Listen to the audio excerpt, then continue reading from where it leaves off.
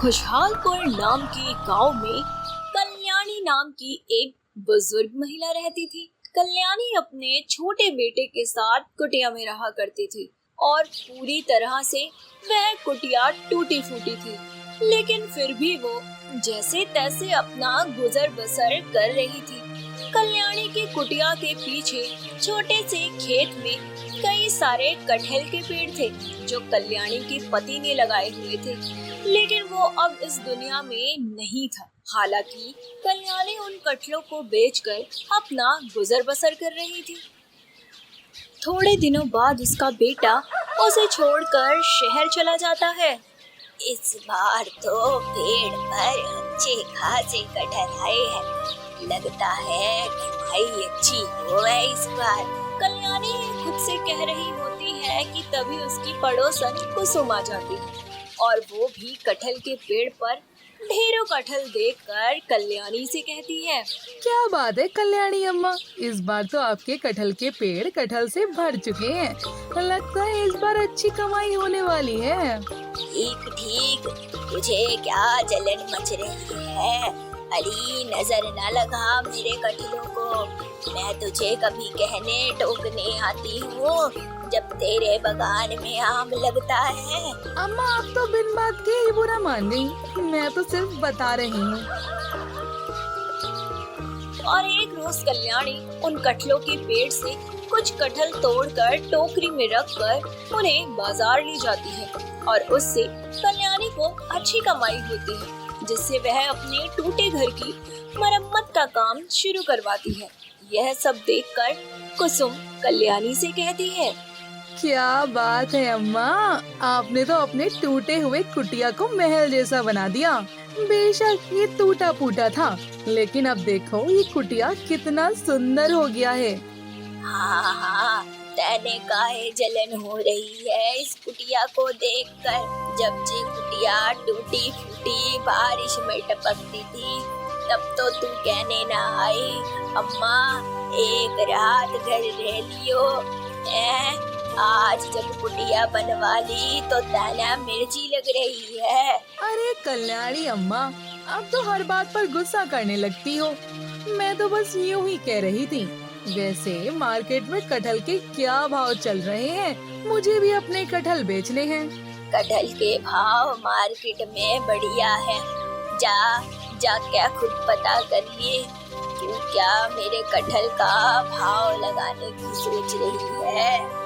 अच्छा ठीक है कल्याणी अम्मा, आप रहने ही दो, मैं कटहल के खुद ही भाव पता कर लूंगी। अच्छा चलती हूँ।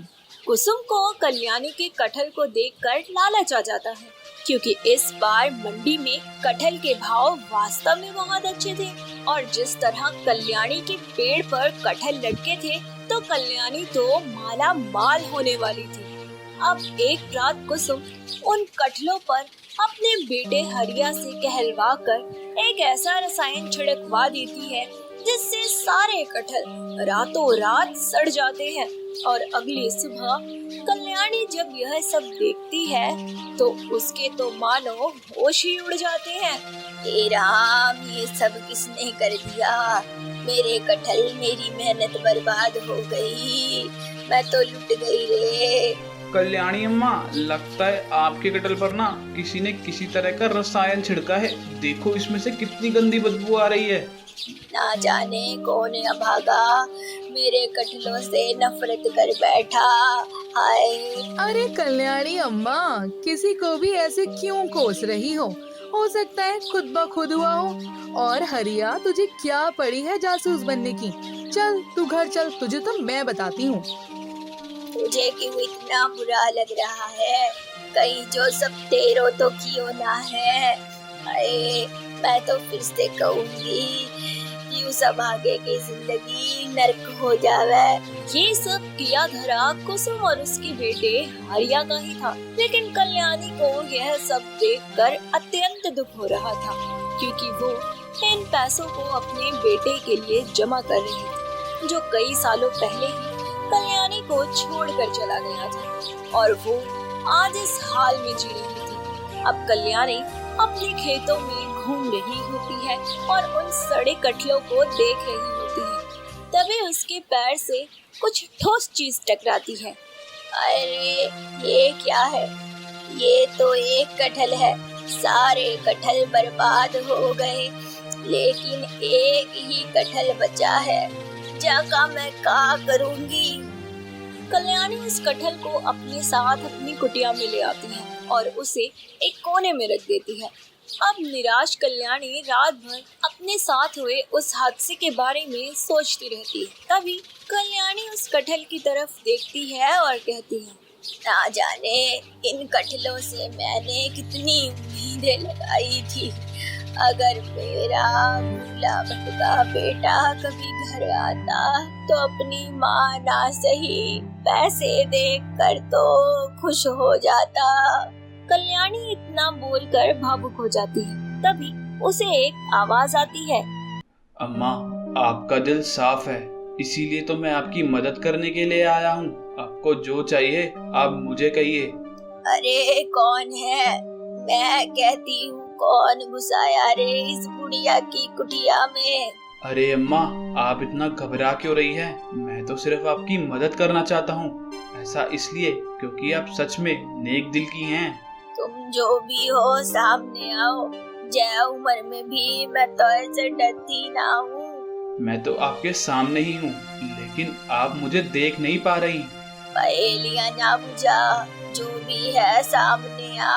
अरे अम्मा, इतना जोश इस उम्र में अच्छा नहीं है। मैंने कहा ना, मैं तो सिर्फ आपकी मदद कर रहा हूँ। मैं आपके सामने ही तो हूँ, आपका प्यारा कटहल। कल्याणी कटहल की तरफ देखती है और वह हैरान हो जाती है क्योंकि कटहल में से रोशनी आ रही थी और फिर आवाज भी आती है। अब तो मैं आपके सामने हूँ। अब आप मुझे अपनी परेशानी बताइए, मैं आपकी हर परेशानी का समाधान निकाल दूंगा। बाबा बुबू बुबू भूत, मैंने तोरा का बिगाड़ा है। अरे अम्मा, मैं कोई भूत नहीं हूँ, बल्कि आपकी मदद करने आया हूँ। बस आप एक बार मुझे कुछ मांगो तो। अगर ऐसा है तो मेरे सारे कटहल वापस पेड़ पे लगा दे जो कल बर्बाद हो गए। बस इतनी सी बात, लो मैं उन्हें अभी ठीक कर देता हूँ। अब अगली सुबह कल्याणी कटहल के बगीचे में जाती है और देखती है कि वाकई उसके सारे कटहल पेड़ पर लगे हुए हैं, जिसे वो तोड़कर बाजार में सुबह सुबह ही बेच आती है ताकि किसी को पता न चले। लेकिन कल्याणी को कटहल ले जाते हुए हरिया देख लेता है। माँ माँ, उठो ना, देखो कल्याणी आंटी बहुत सारा कटहल लेकर बाजार की तरफ जा रही हैं, वो भी इतनी सुबह सुबह। बल्कि हमने तो उनका सारा कटहल बर्बाद कर दिया था। अरे सोने दे, लगता है तेरे दिमाग पर भी कटहल का भूत चढ़ गया है। भला अब कल्याणी कौन से कटहल को बाजार में बेचने जाएगी? माँ, आपको विश्वास नहीं होता ना तो आप खुद ही उनके घर जाकर देख लो। वो घर पर है ही नहीं। मैंने अभी अभी देखा है उन्हें बाजार की तरफ जाते हुए। मुझे सोने दे और तू भी जाकर थोड़ी देर आराम कर ले। लगता है तू अभी भी नींद में सपने देख रहा है। अब जब कल्याणी लौट कर घर आती है तो देखती है कि उसकी कुटिया वहाँ पर नहीं है, बल्कि कुटिया की जगह एक बहुत ही सुंदर महल बना हुआ है और महल के बाहर उसका बेटा रमेश बैठा हुआ है, जो कई सालों पहले अपनी माँ को छोड़ गया था। बेटा, तू ठीक तो है ना? इतने दिनों बाद लौटा अपनी माँ के पास। हाँ, मुझे खबर मिली थी कि आपकी तबीयत खराब है, तभी तो मैं भागा भागा चला आया। लेकिन आया तो आपकी कुटिया की जगह ये घर देखकर मुझे बड़ी हैरानी हुई। मेरी तबीयत अच्छी है बेटा। मैंने घर भी बनवा लिया ताकि जब तू अपनी माँ को देखने आए तो इस घर में रह सके। कल्याणी को पता चल जाता है कि यह सब उसके उस जादुई कटहल की वजह से हुआ है।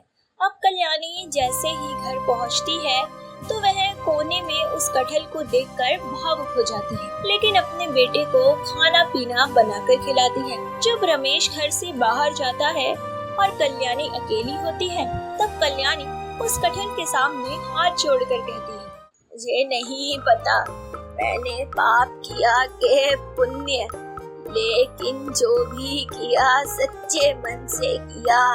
और आज सिर्फ तुम्हारी ही वजह से मेरा बिछड़ा बेटा वापस आ गया।